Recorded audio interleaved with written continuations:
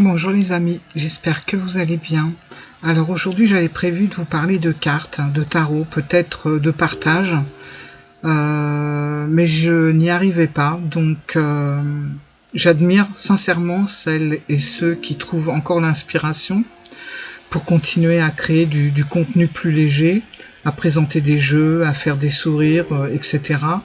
Moi j'y arrive pas. Pour ma part, c'est pas possible. Le week-end dernier, déjà, c'était déjà difficile. J'avais promis une vidéo sur le tarot emblémata, donc je l'ai fait. Mais mon cœur, pour tout vous dire, est ailleurs. Voilà, les incendies qui ravagent la Gironde et dans beaucoup d'autres endroits, mais là, je vais parler de la Gironde en l'occurrence. Ça me touche beaucoup, sans doute parce que ma famille vit dans les Landes et du côté de Bordeaux également. Qu'ils respirent cette odeur de brûlé, qui voient descendre, tomber, et vivent cette catastrophe de beaucoup plus près.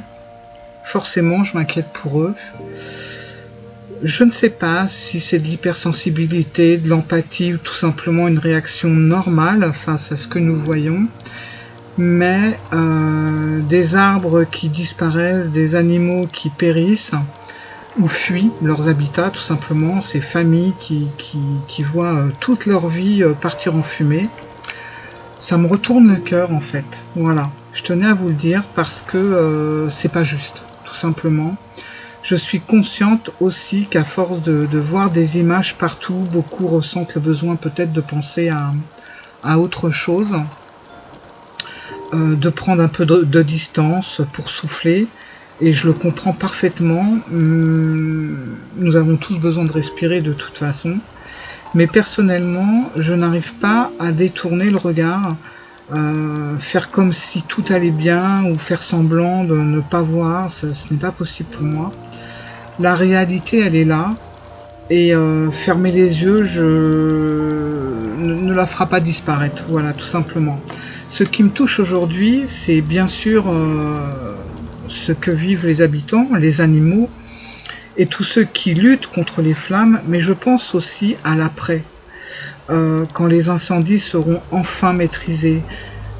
Il faudra revenir dans ces lieux dévastés, comment se relever quand on retrouve sa maison détruite, comment recommencer après avoir perdu ses souvenirs, son travail, parfois toute une vie. Comment retrouver l'envie d'avancer lorsque les paysages ressemblent à des terres brûlées presque irréelles? Ces questions me hantent vraiment autant que les images des flammes. Voilà, je voulais vous le dire. Alors aujourd'hui, je n'avais pas envie de faire semblant. J'avais simplement besoin de partager ce que je ressens avec vous. Et surtout, j'avais envie d'adresser un immense merci à toutes celles et ceux qui se battent sans relâche. Les pompiers qui risquent leur vie, les agriculteurs qui mettent leurs tracteurs à disposition, leurs citernes, etc.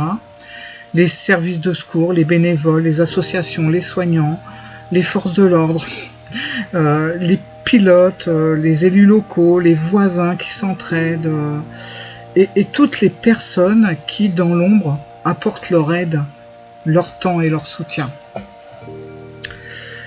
J'espère de tout cœur que les jours à venir apporteront enfin un peu de répit aux personnes touchées et que les flammes reculeront et que malgré tout ce qui a été perdu, l'espoir finira par vraiment reprendre racine. Voilà. Donc je n'ai qu'une chose à vous dire maintenant, c'est prenez soin de vous et si vous le pouvez, ayez une pensée pour toutes celles et ceux qui traversent cette terrible épreuve. Voilà. Sur ce, je vous souhaite quand même une bonne journée et profitez bien de votre dimanche. Au revoir.